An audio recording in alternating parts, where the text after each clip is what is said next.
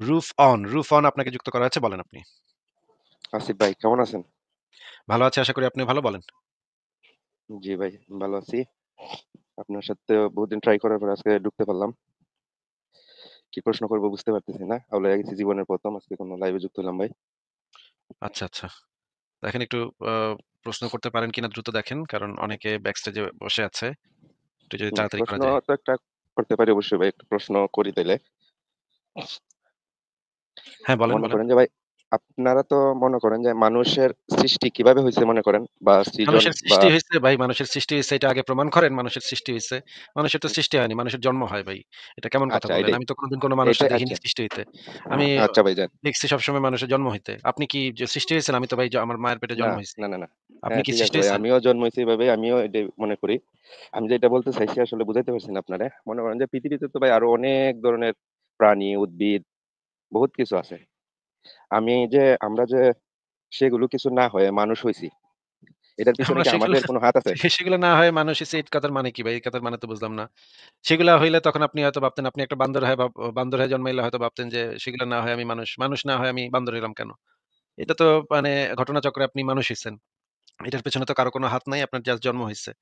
এটা তো আপনি আগে থেকে ডিসাইডও করেননি, আগে থেকে জানতেনও না। জাস্ট হইছেন।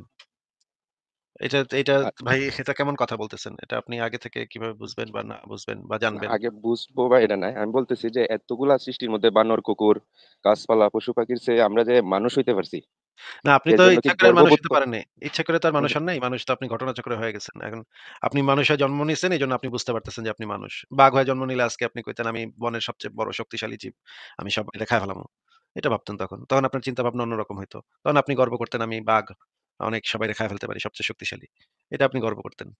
তো এটা তো ভাই অ মানে প্রশ্নটা আসলে হইতেছে না। ঠিক আছে আপনি আরেকটু চিন্তা করেন। আপনার প্রশ্নটা কি হবে সেটা একটু চিন্তা করেন। চিন্তা ভাবনা করে আবারও যুক্ত হয়েন পরে। তাহলে আপনাকে আজকে আমরা বিদায় জানাই ইরফান ভাই। জি ভাই থ্যাংক ইউ। ঠিক আছে, ভালো থাকেন। তাহলে পরের জনকে যুক্ত করি।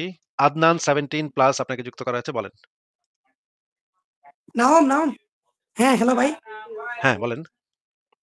হ্যাঁ ভাই, এই যে আপনারা যে ইয়াটা যে বলছিলেন, আপনি যদি প্রমাণ করতে পারেন যে ইসলামই একমাত্র যে দাসপ্রথার উৎপত্তি ইসলামে ঘটাইছে, অথবা ইসলামের পূর্বে দাসপ্রথা ছিলই না, ইসলাম আইসা দাসপ্রথা শুরু করছে, তাহলে আমি মানব। কিন্তু আপনি এটা এই ভাই প্রমাণ যখন দিবেন। ১ নাম্বার কথা হইতেছে যে এটা আপনি মানলেই আমার কি বালটা ফালান যায় আর না মানলেই বা কি বালটা। আপনি কোন কোথাকার কে ভাই? আপনি কি মানবেন না, না মানবেন এটা তো সম্পূর্ণ আপনার বিষয়। আপনি কি মানলেন না, না মানলেন সেটা দিয়ে তো আমার কোন বালটা ফালান যায় না, না। আপনারা তো ২ বলেন। নম্বর কথা হইতেছে কথার মাঝখানে কথা বলেন না। কথাটা আগে শুনেন। আপনি কোথাকার কে কি মানলো না, না মানলো এটা দিয়ে আমার আসিফ মহিউদ্দিনের কি বালটা ফালান যায় এটা তো আমি বুঝলাম না। আপনি মানলেই আমার কয় টাকা লাভ হইবো আর না মানলেই কি কয় টাকা লাভ হইবো? কোথাকার কই থেকে কি মাদ্রাসা থেকে একজন আইসা যদি আমারে বলে আমি মানবো। ভাই আপনি মানলেই আমার কি বালের ঠাকা, আপনি না মানলেই আমার কি বালের ঠাকা। আর ২ নম্বর কথা হইতেছে যে আমি কবে বলছি যে আ ইসলামের আগে দাসপ্রথা ছিল না, এটা আমি কবে বলছি সেটা আমাকে একটু বাইর করে দেখান। না ভাই, আপনারা তো বলেন যে ইসলাম এটার জন্য আমি তো ভাই উৎসাহিত করছে। আমি তো এখানে একলা কথা বলি, হ্যাঁ? এখানে আবার আপনারা হয়ে গেল কেমনে? আপনি আমার সাথে কথা বলতেছেন যেহেতু, আমার সাথেই কথা বলেন, হ্যাঁ? আপনারা না, এখানে কোন প্লুরাল নাম্বার নাই, হ্যাঁ? বহুবচন না। এখানে একবচন ব্যবহার করতে হবে। আপনি বলতে হবে, হ্যাঁ? মানে একটু বুইঝা শুইনা কথা বলেন। কথা যখন বলবেন মাথাটারে ঘিলুটারে খাটাইয়া মুমিন হইছেন দেইখা তো যে একেবারে সুনাহাগা হইতে হবে এমন কোন নিয়ম নাই ভাই, হ্যাঁ? একটু বুদ্ধিটারে খাটায় তারপর কথা বলেন যে, আপনি আমার সাথে কথা বলতেছেন। আপনারা এখানে আরো এক্সট্রা কোন মানুষজন নাই এখানে, হ্যাঁ? শুধুমাত্র আসিফ মহিউদ্দিন এখানে উপস্থিত। আপনি আমারে দেখান যে আমি কবে বলছি ইসলামের আগে দাস বইলা কিছু ছিল না বা দাসপ্রথা ছিল না। এটা আমি কবে কোথায় বলছি কোন লাইভে সেই লাইভটার লিঙ্কটা আমারে দেন এবং কোন টাইমে আমি বলছি এই কথাটা সেটা আমারে একটু দেখান। কারণ এই ধরনের কথা তো আমি জীবনে কখনো বলি নাই। তাইলে আপনি আমারে হুদাই এই টাইপের উদ্ভট কথা আপনি বলতেছেন কেন আমি তো বুঝলাম না। তো ভাই আপনাকে আমি একটা চ্যালেঞ্জ দেই, হ্যাঁ? আপনি প্রমাণ করেন যে আ আপনি না কইছিলেন যে আল্লাহ পাকে নাকি পাতলা পায়খানা হয়ে মারা গেছে। এইটা প্রমাণ করতে পারলে তাইলে আমি মানব। বলেন, আপনি প্রমাণ দেন। আল্লাহ যে পাতলা পায়খানা হয়ে মারা গেছে আপনারা যে বলছিলেন, এটার প্রমাণটা দেন ভাই। এটার প্রমাণটা দিতে পারবেন ভাই? আপনি যে বলছিলেন আপনারা যে বলছিলেন আল্লাহ পাক পাতলা পায়খানা হয়ে মারা গেছে। এইটার প্রমাণটা দেন ভাই। দিলে তখন আমি মানব।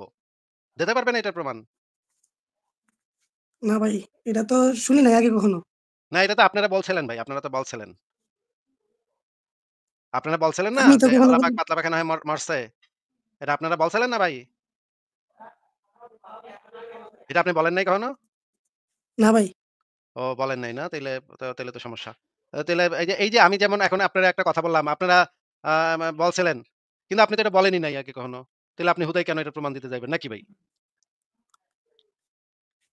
হ্যাঁ? বলেন। আপনি তো এই কথাটা বলেনই নাই কখনো। তাহলে এটার আবার প্রমাণ আপনি কেন দিবেন হুদাহুদি? যেটা আপনি বলেনই নাই সেটার প্রমাণ কেন দিতে যাবেন আপনি? নাকি ভাই? কিন্তু ভাই আপনারা যেইভাবে আরকি বলেন কথাটা যে কথাটা আপনারা যদি কথাটা কথা কথাটা বুঝেন। যেই কথাটা আপনি বলেনই নাই সেটার প্রমাণ আপনি হুদাহুদি কেন দিতে যাইবেন? একইভাবে আমি যেই কথাটা বলিই নাই সেটার প্রমাণ আমি কেন হুদাহুদি দিতে যাব ভাই? বুঝছেন? বিষয়টা বুঝতে পারছেন? আপনারা কেন এই কথা বললাম? জি, বুঝতে পারছেন? আর মাথায় ঢুকছে? মাথায় ঢুকছে ভাই? কিন জি ঢুকছে ভাই। আগে তো আমারে দেখাইতে হবে যে আমি ওই ধরনের এই কথা কখনো বলছি। এইটা তো আমারে দেখাইতে হবে। প্রমাণ দেখাইতে হবে যে আমি কবে কোন দিন এই ধরনের একটা কথা বলছি যে ইসলামের আগে দাসপ্রথা ছিল না। কিন্তু এটা তো আপনি দেখাইতে পারবেন না। কারণ এই ধরনের কথা তো আমি কখনো বলিই নাই। একইভাবে আমি যদি আপনারে বলি যে, "ভাই আদনান ভাই আল্লাহ পাক যে পাতলা পায়খানা হয়ে মইরা গেছে, এইটা যে আপনি বলছেন, আপনারা বলেন সেটার প্রমাণ দেন। প্রমাণ দিলে আমি মানব।" এটা তো আমার এই প্রশ্নটা করাটা তো আমার অবান্তর। কারণ হচ্ছে আপনি তো কখনো এই কথা বলেনই নাই। তাহলে আপনি প্রমাণ কি দিবেন? নাকি ভাই? জি, মাথায় ঢুকছে ভাই জিনিসটা? জি, জি, আচ্ছা তাইলে এখন আ আমরা সেই আলোচনাতে ফেরত আসি যে ইসলামের আগে অবশ্যই দাসপ্রথা ছিল, ইসলামের পরেও দাসপ্রথা ছিল। ইসলামেও দাসপ্রথা আছে। কিন্তু সমস্যাটা হচ্ছে যে ইসলামের যে বিধান, সেই বিধানটা হইতেছে কেয়ামত পর্যন্ত প্রযোজ্য, তাই না?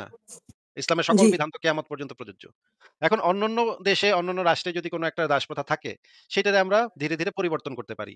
কারণ এগুলো হইতেছে মানুষের তৈরি আইন। ওগুলো আস্তে, আস্তে ডেভেলপ করবে, আস্তে, আস্তে ভালো হবে, ভালো আইন হবে, এর থেকে আরো ভালো আইন হবে। মাঝে, মাঝে খারাপ আইনও হইতে পারে, আবার মাঝে, মাঝে ভালো আইনও হইতে পারে। এইভাবে আমরা বিভিন্ন সময় আইন যখন প্রণয়ন করে মানুষ, বিভিন্ন সংবিধান, আইন-কানুন যখন প্রণয়ন করে, তখন ধীরে, ধীরে সেই আইনগুলাকে ডেভেলপ করে, নাকি ভাই? এটা তো জানেন। জি ভাই। কিন্তু অন্য সকল আইন আমরা ধীরে, ধীরে ডেভেলপ করতে পারি। কিন্তু ইসলামের আইন আমরা কখনো ডেভেলপ করতে পারি না। ইসলামের আইন ডেভেলপমেন্ট করা যায় না, ডেভেলপ করা যায় না। ওইটা যেটা আছে সেটাই চলতে হইব। তাই না? ভাই ইজিমা তো করা যায়। না, ইজমা কোরআন হাদিসে যেটা আছে ইজমা কিয়াস করা যায় না। কোরআন হাদিসের উপরে ইজমা কিয়াস হয় না। ইজমা কিয়াস হয় কোরআন হাদিসে যেটা নাই, মনে করেন আপনি টিভিতে একটা জিনিস দেখবেন, হ্যাঁ? টিভিতে ফুল, পাখি, লতাপাতা দেখবেন। এটা তো কোরআন হাদিসে কোথাও নাই। এটা নিয়ে ইজমা কিয়াস করণ যাবে। ঠিক আছে? কিন্তু যেটা কোরআন হাদিসে আছে সেটা নিয়ে কখনো ইজমা কিয়াস হয় না। বুঝছেন? জি, কোরআন হাদিসে যেটা আছে যে দাসপ্রথা, দাসী বানাইয়া আপনার নবী এবং তার সাহাবীরা দাসী বানাইয়া মেয়েদেরকে সওয়াবত করত। এটা কোরআন হাদিসে পরিষ্কারভাবে বলা আছে যে যুদ্ধবন্দী নারীদেরকে গনিমতের মাল বানাইয়া আপনার নবী এবং নবীর সাহাবীরা সওয়াবত করত। এখন আমরা যারা সভ্য পৃথিবীর মানুষেরা তারা আগে অনেক দেশে এগুলা করত। কিন্তু আমরা নতুন, নতুন আইন কানুন তৈরি করছি। এখন আমরা নতুন আইন তৈরি করছি। জেনেভা কনভেনশন বলে এই আইনটারে। এই আইন অনুসারে কোন যুদ্ধ হইলে সেই যুদ্ধের ভিতরে যদি যারা পরাজিত তাদের নারীদের উপরে কখনো কোন ধরনের যৌন সহিংসতা বা যৌন নির্যাতন করা যাবে না। তাদেরকে স্পর্শ পর্যন্ত করা যাবে না। এটা হচ্ছে আন্তর্জাতিক আইন। হ্যাঁ? এইটা কেউ ভায়োলেট করতে পারবে না। ভায়োলেট করলে তার বিরুদ্ধে আন্তর্জাতিক আইনে মানবাধিকার লঙ্ঘন, মানবতা বিরোধী অপরাধ হিসেবে তার বিরুদ্ধে মামলা হয়ে যাবে। মানবতা বিরোধী অপরাধ এটা শুনছেন না নাম? ভাই ইসলামী শরীয়ত অনুযায়ী তো যদি যুদ্ধবন্দী যারে দাসী বানানি হইছে, দাস-দাসী সে যদি ইসলাম গ্রহণ করে ফেলে তাহলে তো সে মুক্তি পেয়ে যাইতাছে। কে বলছে আপনার সে ইসলাম গ্রহণ করে ফেলে মুক্তি পেয়ে যেতেছে? এটা কোথায় পাইছেন আপনি? ব বে শোনেন বাল পাকনার মতো কথা বলেন না। ঠিক আছে? যেটা জানেন না সেটা নিয়ে এত মানে কনফিডেন্টলি এত কথা বলেন কেন? ভাই এটা জানেন ইয়াতে আপনি দেওয়া কোন যায় যে হাদিসে আছে? কোন হাদিসে আছে দেখান। রেসপন্স টু এন্টি ইসলাম এই ওয়েবসাইটের আরে দেওয়া আমি তো আছে। ওয়েবসাইটে যাব না। হাদিসের নাম্বার বলেন। কোন ওয়েবসাইট তো ইসলামের দলিল না। হাদিসের নাম্বার বলেন। ইসলাম গ্রহণ করলে সে মুক্তি পেয়ে যাবে। এইটা কই পাইছেন? হাদিসটা বলেন। হাদিস নাম্বার বলেন। ভাই ওই যে একটা হাদিস ছিল না যে আমারে জিগায় লাভ নেই তো। নবীজি ওই যে ছিল না এটা আমারে জিগায় লাভ নেই তো। আপনি হাদিস নাম্বারটা বলবেন। ওই যে ছিল না ভাই, ওই যে ছিল না এটা তো মানে এটা তো হইল না। এটা তো হবে না ভাই। আপনি আমারে সেই হাদিস নাম্বারটা দিবেন, আমি হাদিস নাম্বারটা বের করব। আচ্ছা আমি আপনারে এই যে রেসপন্স টু এন্টি ইসলামের যে আ সঞ্চালক মুশফিকুর রহমান মিনার নাম শুনছেন তো? জি, মুশফিকুর রহমান মিনারের মুখ দিয়ে আমি এখন বলাবো যে মুসলিম হইলেই যে দাসমুক্ত হবে এমন কোন তো কথা নাই। এটা মুশফিক মিনারে দিয়েই আমি বলাইতে পারব। আমার ভিডিওটা একটু খুঁজতে হবে। ঠিক আছে আমি ১ম এ আপনারে দেখাচ্ছি। এই ভিডিওটা দেখেন। মুশফিক মিনারের যে গুরু জাকারিয়া তার ভিডিওটা একটু দেখেন আগে, হ্যাঁ? দেখেন, শুনেন। মুসলিম এরপরে তারা ইসলাম গ্রহণ করলেও দাসে থেকে যান। ইসলাম গ্রহণ করলেও তখন দাসে থেকে যান। বুঝে আসছে কথাটা? কারণ তারা একটা অন্যায়ের কারণে কুফুরির কারণে তারা দাসত্বের ভিতরে পড়েছে। এরপর ইসলাম গ্রহণ করলেও দাস থেকে যদি না তাদেরকে বিভিন্ন কারণে তাদেরকে মুক্ত করা হয়। কোন কোন কারণে মুক্ত করা হয়? আচ্ছা ভাই এই যে ডক্টর আবু বকর জাকারিয়া কি কথাটা বলল শুনছেন? জি, কি বলছে? যে যদি সে ইসলাম গ্রহণ করে ফেলে তবু তাকে আজাদ করা হইতো না। হ্যাঁ, তাহলে আপনি যে কইলেন ভাই রেসপন্স টু অ্যান্টি ইসলাম মুশফিক মিনার কইছে যে মুসলিম হয়ে গেলে সে মুক্ত অটোমেটিক মুক্ত হয়ে যাবে। এটা ভাই আপনি পাইছেন কোথায়? একটু দেখান তো ভাই। এই মুশফিক মিনারের বাপ তো এখানে বইসা আছে। মুশফিক মিনারের যে বাপ ডক্টর জাকারিয়া সে তো কইল যে মুসলিম হইলেই যে মুক্তি পাওয়া যাবে এমন কোনো কথা নাই।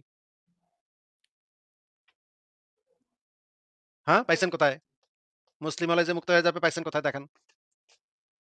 এখানে তো কোনো ভাই হাদিস দেওয়া নাই। তো হাদিস দেওয়া নেই এটা কারণ মুশফিক মিনার মানে আসমান থেকে পাইছে নাকি? ওহি পাইছে? আল্লাহ থেকে ওহি পাইছে? হ্যাঁ? এখানে বলা ভাই আছে পরিবেশ এই পরিস্থিতি ও এই সার্বিক কথায় কল্যাণ বিবেচনা করে মুসলিম আমির এই ব্যাপারে সিদ্ধান্ত নেয়। মুসলিম আমির সিদ্ধান্ত নিতেও পারে নাও নিতে পারে। মুসলিম হইলেই যে সে মানে দাস থেকে মুক্ত হয়ে যাবে। এইটা পাইছেন কোথায়? এইটা মুশফিক মিনার কইছে আপনারে নাকি? লাইভে কইছে নাকি লেখায় পড়ছেন? হ্যাঁ? বলেন। না আদনান এমনটা সাহেব বলা নাই। আদনান সাহেব তাহলে এটা পাইছেন কোথায় যে মুসলিম হইলেই যে সে মুক্ত হয়ে যাবে, দাসত্ব থেকে মুক্ত হয়ে যাবে। তাহলে আপনি পাইলেন কোথায় এটা? মুশফিক মিনারের বাপে তো এখানে তার ভিডিও আমি রাইখা দিছি। এটা তো জাকারিয়া তো মুশফিক মিনারের বাপ। বাপ মানে আপন বাপ না, মানে যে গুরু বাপ আরকি। আধ্যাত্মিক পিতা। হ্যাঁ? ওই যে মানে রুহানি আব্বা। মুশফিক মিনারের রুহানি আব্বা তো কইল যে এই যে শুনেন আবার শুনেন। মুসলিম এরপরে তারা ইসলাম গ্রহণ করলেও দাসে থেকে যাবে। ইসলাম গ্রহণ করলেও তখন দাসে থেকে যাবে, বুঝে আসছে কথাটা? কারণ তারা একটা অন্যায়ের কারণে, কুফুরির কারণে তারা দাসত্বের ভিতরে পড়েছে। এরপর ইসলাম গ্রহণ করলেও দাস থেকে, যদি না তাদেরকে বিভিন্ন কারণে তাদেরকে মুক্ত করা হয়। কোন কোন কারণে মুক্ত করা হয়? কেউ যদি শপথ করে, শপথের কাপড় এসে মুক্ত করে। কেউ যদি জেহার করে, জেহার কাপড় এসে মুক্ত করে। এরকম কেউ যদি হত্যা করে, হত্যার কারণে মুক্ত করে। বিভিন্ন কারণে মুক্ত করার কথা হাদিসে আসছে। কিন্তু ইমানদারদের কথা আলাদা আসছে। ইমানদার দাসকে মুক্ত করার কথা বলা হয়েছে। কাফের দাসকে মুক্ত হয় না, যদি তার ঘরে সন্তান হয়ে যায়, সে মুক্ত হয়ে যায় শরীয়তের দৃষ্টিতে। আচ্ছা পেটে বাচ্চা হয়ে গেলে তখন আ একটা মুক্ত হওয়ার একটা রাস্তা খুলে যায় নাকি? উম্মে ওয়ালাদ হয়ে যায় নাকি? আচ্ছা ভাই পরে কিন্তু ইসলামে তো প্রতিনিয়ত আরে দাস-দাসী ভাই মুক্ত করার দিকে উৎসাহিত করা আপনি হইছে। তো আপনি তো একটা দাবি একটু আগে করছেন যে মুসলিম হইলে নাকি মুক্ত হয়ে যায়। এটার তো আগে প্রমাণটা দেন। আপনি তো সেটার প্রমাণ এখনো দেন নাই ভাই। এখন আবার আরেকটা মানে বালপাকনা কথা বলবেন, সেটার কোনো দলিল দিতে পারবেন না। না যেমন এখন দলিল চান এটার ভাই তখন দলিল আছে। যখন দলিল চাবো তখন দলিল দিতে পারবেন না। তখন আবার একটা মানে অপমানের ভিতরে পড়বেন, তাই না? এভাবে বালপাকনা কথাবার্তা বলার দরকার কি আপনার হুদাহুদি? আপনি যেটা জিগাইতেছি সেটা বলেন। যে এই যে জাকারিয়া যে বলল, পেটে বাচ্চা হয়ে গেলে তখন মুক্ত হওয়ার একটা পথ খুলে যাবে। তাই না? এটা বলল তো। জি। তো পেটে বাচ্চা হয় কেমনে ভাই? পেটে বাচ্চা হয় মানে তার সাথে সহবত করলে নাকি? এখন হ্যাঁ? ভাই সব দাসীর অনুমতি ব্যতীত তো আর করতে পারব না। দাসের অনুমতি এমন নিতে তো হবে কোনো এটা নিয়ম কই নাই। পাইলেন ভাই? এটা কই পাইলেন ভাই? দাসের অনুমতি নিতে হবে এটা কই পাইলেন ভাই? এটা দেখান তাইলে। ভাই যেখানে ইসলামে নিজের বিবির কাছে অনুমতি নেওয়া লাগে না, এখানে দাসীর কাছ থেকে অনুমতি ভাই এটা পাগল নাকি ভাই আপনি? ইসলামে নিজের বিবির কাছ থেকে অনুমতি নিতে হবে না। মানে যৌন কাজের জন্য নিজের বিবির কাছ থেকে অনুমতি নিতে হয় না। সেখানে দাসীর থেকে কেন অনুমতি নিতে যাবে? কি পাগলের মতো কথাবার্তা। জানেন এটা যে নিজের বিবির কাছ থেকে অনুমতি নেওয়া লাগে না? নিজের বিবির সাথেও জোর করণ যায়। জানেন এটা? জি, তাহলে মানে আপনি বলতে চাচ্ছেন বিবির থেকে অনুমতি না বিবির সাথে জোর করণ যাইব কিন্তু দাসীর সাথে জোর করণ যাইব না। মানে দাসীর মর্যাদা বিবির থেকে বেশি। এটা আপনি দাবি করতে চান নাকি? ইসলামে দাসীর মর্যাদা বিবির থেকেও বেশি নাকি? ঘরের দাসী বান্দি বিবির থেকে বেশি সম্মানিত নাকি? এটা কইতে চান? এইখানে এই যে শামিল কই গেল? হ্যাঁ, কি কি? ঝামেলা কি কইলেন বলেন? দাঁড়ান।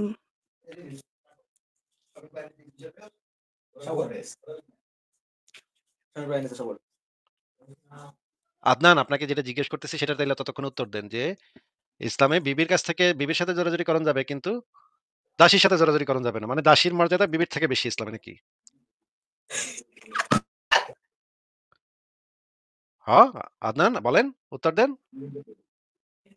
এইখানে এই যে ভাই দেওয়া হইছে যে শামিলা কিতাবের এই ঝামেলা মিনহাজ তো নামে ফি শুআবিল ঈমান। ঝামেলা নামে না আবার কিতাব কি? ঝামেলা আবার কি কিতাব না এটা? কিতাব না ভাই। কিতাব হলো গিয়ে মিনহাজ ফি শুআবিল ঈমান। আবু আচ্ছা যে আব্দুল্লাহ আল হালিমি খন্ড ৩ পৃষ্ঠা নাম্বার আচ্ছা এই বেটা ২৬৭। কি? এই বেটা কি? এই হালিমি বেটা কেডা? হালিমি বেটা কেডা ভাই? একটু মানে এই বেটার পরিচয়টা দেন। কার বই নিয়ে আসছেন একটু তো জানতে হবে। সে কি হাদিস লিখছে নাকি কি লিখছে? মুহাদ্দিস নাকি তাফসীর কারক, বিখ্যাত কোন তাফসীর কারক কে এটা?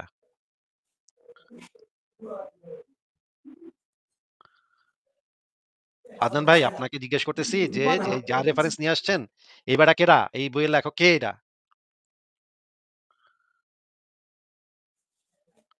এটা তো জানেন না নাকি? জি না।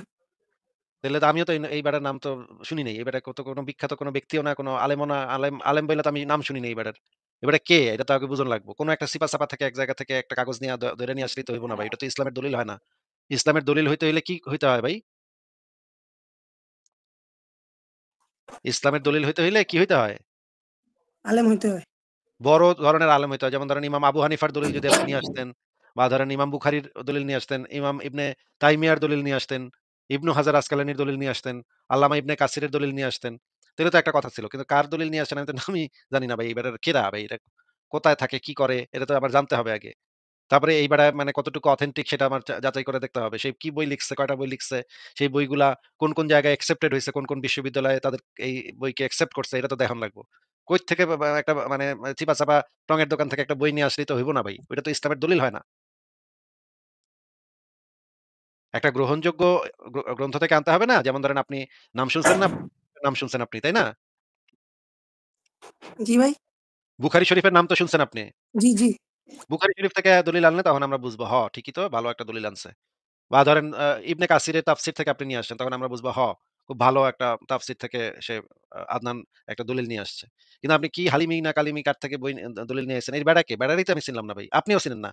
আপনি যার দলিল নিয়ে আসছেন তারে এরে আপনিও চিনেন না। আপনি ওর নাম জীবনে মানে ১ম শুনছেন নাকি? জি, জি ভাই উনি একজন ইমাম। ইম অ্যা ইমাম আবু আব্দুল্লাহ আল হালিমি। আরে ইমাম দাস-দাসী তো যে নিয়া ঢাকা ওই শহরে যে ভাই ঢাকা শহরে তো এরকম ইমাম হাজার আছে। ওই মসজিদের ইমাম দিয়া কি করব? মসজিদের ইমামের লেখা দিয়ে কি করব? এর লেখা ইসলামের দলিল কিনা? আচ্ছা, এই বেটা যে লিখছে, যে এই জিনিসটা লেখছে, সে কি কোরআন হাদিসের দলিল দিছে সেটা দিলে দেন। তিনি মানে আরকি দাস-দাসীদের অধিকারের বিষয়ে হাদিস হাদিস আরকি লিখছেন এই কিতাবে। নিজে হাদিস লিখছে। বাহ! বাহ! বাহ! বাহ! বাহ! না হালিমি নিজে না সাহেব মানে কি নিজে। হাদিস বর্ণনা করছেন। ওই আচ্ছা ওই জায়গায় একটা হাদিসের হাদিস মান কি? বর্ণনা ওই করছেন। হাদিসের মানটা কি একটু কন তাইলে? ওই হাদিসটা তাহকিক করছে কেডা? যেই হাদিসে সে লিখছে, সেই হাদিসটা হাদিসের তাহকিক মান করছে হাসান, কেডা? হ্যাঁ? হাসান। আর ওই হাদিসটা তাহকিক করছে কে? কে হাসান গ্রেডিং দিছে? কোন মুহাদ্দিস এটারে হাসান গ্রেডিং দিল ভাই? আর রাবি কে? একটু বলেন।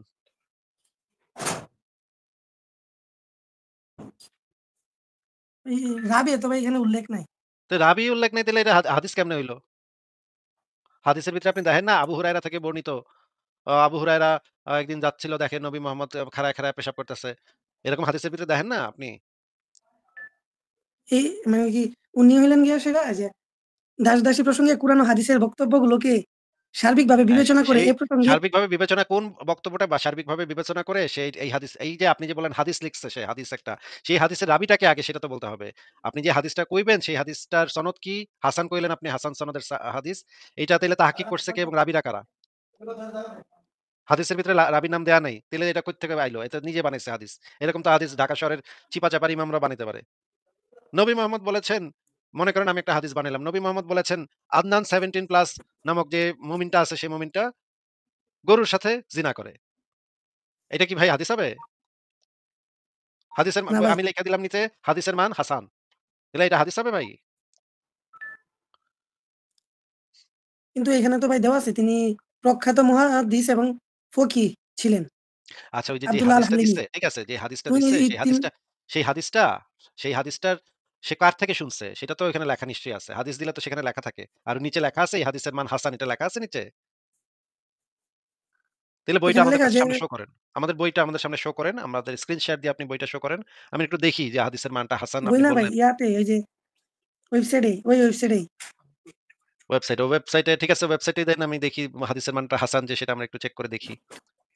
দেন ওয়েবসাইটটা শেয়ার দেন, স্ক্রিন শেয়ার দেন আমরা দেখি। ভাই আপনি তো মিছা কথা কইতেছেন। এই হাদিসের এটা তো কোন হাদিসই না। ১ নাম্বার কথা হইতেছে এটা কোন হাদিসই না। হাদিস এটা না কোন তো এটার কি আপনি একটু উনি আগে কইছেন বিভিন্ন হাদিস। আপনি একটু আগে কইছেন এটা হাদিস, আপনি একটু আগে কইছেন এটা হাসান গ্রেডের হাদিস এটাও আপনি কইছেন। ভাই এখন আবার মিথ্যা না কথা বলেন কেন?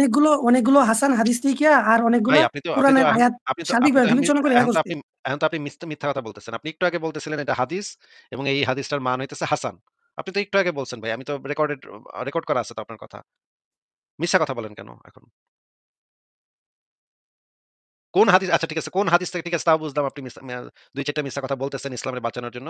২-৪ টা মিথ্যা আপনার নবী যেহেতু শিখাই দিয়ে গেছে, মিথ্যা কথা বলা ইসলামকে রক্ষা করতে মিথ্যা কথা বলা জায়েজ আছে কাফেরদের সাথে। ঠিক আছে আমি বুঝলাম যে আপনি তাকিয়াবাজি করতেছেন, বাটপারি করতেছেন একটু। ঠিক আছে এটুক বাটপারি আমি কনসিডার করলাম। ঠিক আছে আপনি বাটপার তাও আপনারে কনসিডার করলাম। আপনি আমারে দেখান যে এই হাদিসটা সে কোত্থেকে পাইছে? কোন হাদিস থেকে এই জিনিসটা নিচ্ছে যে দাসীর কাছ থেকে সম্মতি নিয়ে তারপর সেক্স করতে হবে। এটা কোন হাদিস থেকে পাইছে? সেই হাদিসটা বলেন। এটা তো হইতেই পারে না। কারণ ইসলামে বৈবিশার কাছ থেকেই অনুমতি নিতে হয় না। দাসীর সাথে অনুমতি কি নিব? এটা কেমন কথা? এটা তো পাগলের কথা। আচ্ছা আমি আপনারে দেখাই দিই হুম, ইসলামে যে মানে ঈশ্বরের কাছ থেকে নিতে হয় না অনুমতি। বিবির কাছ থেকে যে অনুমতি নেওয়া লাগে না। সেটা আমরা আগে একটু দেখে নিই। এটা মানে এটা তো এক্কারে সুনাহাগা লেভেলের বাজে কথা। ইসলামে তো মানে স্ত্রীর কাছ থেকে অনুমতি নেওয়ার কোনো স্কোপ নাই। আবার মানে দাসী-দস্যি কই থেকে দাসী আবার অনুমতি পায় কেমনে? তাইলে তো ইসলামে হয়ে যায় দাসীর অধিকার স্ত্রীর থেকেও বেশি এটা হয়ে যায়। ঠিক আছে আমরা এই কথাটা শুনি। এই যে আহমদুল্লাহর কথা শুনি আমরা শোনেন। নাস্তিকরা দাবি করছে যে ইসলামে দাসের সহিত জোরপূর্বক সহবাস করা এবং জোর জবরদস্তি করে আজল করা বৈধ। এর প্রমাণ হিসেবে তারা ইমাম আবু হানিফা রাহিমাহুল্লাহর কওল দেখায়, যেখানে তিনি বলেছেন দাসের সহিত আজল করতে অনুমতি নেওয়া জরুরি নয়। এই কথা বলে তারা ইসলামকে অমানবিক ধর্ম বলে প্রমাণ করতে চায়। তাদের এই কথা কতটুকু সত্য বা তাদেরকে এ ব্যাপারে কিভাবে জবাব দেওয়া যেতে পারে? দেখুন, প্রথম কথা হলো জোরপূর্বক সহবাস করা, নিজের স্ত্রীর সাথে পর্যন্ত জোরপূর্বক সহবাস করা নিয়েও নাস্তিকরা একই প্রশ্ন করেন, অর্থাৎ সেটাকেও তারা অমানবিক বলেন এবং সেটাকেও তারা জুলুম বলেন। নিজের স্ত্রীর সাথে পর্যন্ত জোরপূর্বক সহবাস করা নিয়েও নাস্তিকরা একই প্রশ্ন করেন, অর্থাৎ সেটাকেও তারা অমানবিক বলেন এবং সেটাকেও তারা জুলুম বলেন। এই বিষয়ে প্রথমে বলতে চাই, স্বামী এবং স্ত্রীর মধ্যে এমন একটা বোঝাপড়া থাকে যে কিছুটা সেখানে জোর জবরদস্তি, কিছুটা আবদারমূলক জবরদস্তি করার অধিকার সব সভ্য সমাজেই কিন্তু থাকে এবং এটাকে কেউই অমানবিক বলে না। ইসলাম যে জবরদস্তির কথা বলেছে সেটা অনেকটা এই টাইপের। এর বাইরে একজন স্ত্রী তিনি যদি অসুস্থ থাকেন, সহবাসের জন্য তিনি যদি অপ্রস্তুত থাকেন এবং তিনি যদি অসুস্থ থাকেন এমন পর্যায়ে যে সহবাস করলে তার কোনো ক্ষতি হবে, তাহলে সেই ক্ষেত্রে তাকে জোর করা এটা স্বামীর জন্য উচিত নয়। ইসলামও সেটা বলে না। আর যদি তার সেরকম কোনো গ্রহণযোগ্য ওজন না থাকে, যে তার শারীরিক বড় কোনো বিপত্তি নাই, তাহলে সেক্ষেত্রে স্বামীকে যে কিছুটা ইসলাম জবরদস্তি করার অনুমোদন দিয়েছে, বা ওলামা কেরামের ক্ষেত্রে দৃষ্টিভঙ্গি সবাই জানি আমরা যে স্বামীকে কিছুটা জবরদস্তি করার, স্ত্রীকে সহবাসের ক্ষেত্রে যে অনুমোদন দিয়েছে সেটার একটা যুক্তি কারণ এটাও। আর যদি তার সেরকম কোনো গ্রহণযোগ্য ওজন না থাকে, যে তার শারীরিক বড় কোনো বিপত্তি নাই, তাহলে সেক্ষেত্রে স্বামীকে যে কিছুটা ইসলাম জবরদস্তি করার অনুমোদন দিয়েছে, বা ওলামা ইকরামের ক্ষেত্রে দৃষ্টিভঙ্গি সবাই জানি আমরা যে স্বামীকে কিছুটা জবরদস্তি করার, স্ত্রীকে সহবাসের ক্ষেত্রে যে অনুমোদন দিয়েছে সেটার একটা যুক্তি কারণ এটাও, যে একটা কথা বললাম যে এটি হলো এক ধরনের। আচ্ছা এখান থেকে আমরা জানতে পারলাম যে স্ত্রীর সাথে জোর জবরদস্তি একটু করা যাবে নাকি? আদনান এটা তো জানতে পারছেন, জি বুঝছেন ভাই। তো এর থেকে? আচ্ছা এবার দেখি যে দাসীর সাথে সিস্টেমটা কি সেটাও আমরা শুনে নিই ওনার থেকে শুনেন। বোঝাপড়ার ভেতরে কিছুটা জবরদস্তি জীবনসঙ্গীর সাথে মানুষ করতেই পারে এবং এক্ষেত্রে মানবিকতার ধোয়া তুলে আনা এটা নিছক মূর্খতা ছাড়া কিছুই না। যে একটা তো আমরা বললাম যে এটি হলো এক ধরনের বোঝাপড়ার ভেতরে কিছুটা জবরদস্তি জীবনসঙ্গীর সাথে মানুষ করতেই পারে এবং এক্ষেত্রে মানবিকতার ধোয়া তুলে আনা এটা নিছক মূর্খতা ছাড়া কিছুই নয়। দ্বিতীয়ত কথা হলো, যেহেতু ইসলাম চায় একটি সভ্য সমাজ, একটি ভদ্র সমাজ, যেখানে স্বামী হোক, স্ত্রী হোক, পুরুষ লোক হোক, মেয়ে লোক হোক, সবাই যার যার সম্পর্ক ইজ্জত রক্ষা করবে এবং ব্যভিচার দিয়ে গোটা সমাজকে ছেয়ে ফেলবে না, যেটা আজকে আমরা পৃথিবীর বিভিন্ন সমাজে আমরা দেখতে পাচ্ছি। এটা ছড়িয়ে পড়ার কারণে যে বিপত্তিগুলো, যে সমস্যাগুলো তৈরি হয় আমরা কে না জানি। যাই হোক, এটা যেহেতু ইসলাম চায় না, অতএব একজন স্বামী তার যেহেতু যৌন চাহিদা তার ভিতরে একজন স্ত্রী লোকের চাইতে, পুরুষ লোকের ভিতরে, মহিলাদের চাইতে অনেক বেশি এবং এটা বিজ্ঞান স্বীকার করে, অতএব তিনি যদি তার খুব বেশি চাহিদা হয় আর সেই চাহিদা তিনি না মেটালে তার চরিত্র নষ্ট হওয়ার আশঙ্কা থাকে, সমাজ সেক্ষেত্রে নষ্ট হওয়ার মতো আশঙ্কা থাকে। এরকম পরিস্থিতি হলে তার জন্য ইসলাম যে তাকে জবরদস্তি করার অনুমোদন দিয়েছে সেটা কিন্তু অযৌক্তিক হয় না, সামাজিক স্থিতিশীলতা রক্ষার খাতিরে। অতএব তিনি যদি তার খুব বেশি চাহিদা হয় আর সেই চাহিদা তিনি না মেটালে তার চরিত্র নষ্ট হওয়ার আশঙ্কা থাকে, সমাজ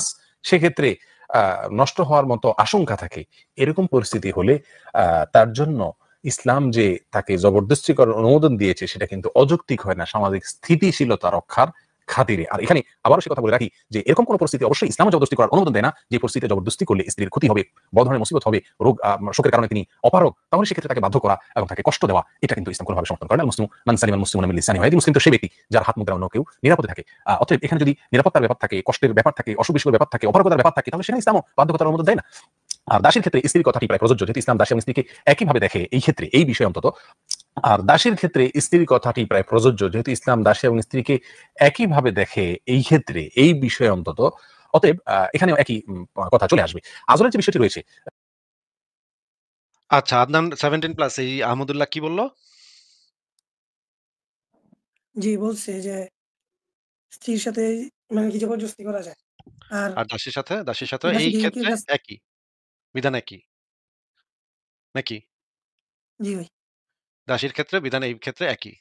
তাইলে ভাই আপনি যে কি বই থেকে কি হালিমি না কালিমি কার থেকে বই নিয়ে আইলেন? তাইলে আপনাদের তো উচিত আগে আহমদুল্লাহর সাথে যোগাযোগ করা। আহমদুল্লাহরে গিয়া এই বইটা দেখানো। আপনাকে যে দলিলটা আছে সেটা দেখানো। কি হাদিস না দলিল কি আছে আপনার কাছে?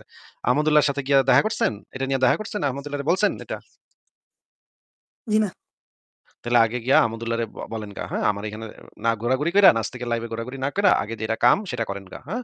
আহমদুল্লাহরে গিয়া চটকানা মাইরা বুঝান। আপনার দলিলটা দিয়া বুঝান যে আপনি বড় পণ্ডিত, আহমদুল্লাহর থেকে বড় ইসলামী পণ্ডিত। আহমদুল্লাহ ইসলাম জানে না। আপনি আহমদুল্লাহর থেকে বেশি বুঝেন। আহমদুল্লাহর গালে ১টা ২টা চটকানা মারবেন আগে। কইবেন যে উল্টাপাল্টা কসকে। তারপরে দলিলটা দেখায় দিবেন। ঠিক আছে ভাই? যান। ঠিক আছে? হ্যাঁ, ভাইয়া হ্যালো, হ্যাঁ, আপনার ভাই চলে গেছে ওই। আচ্ছা।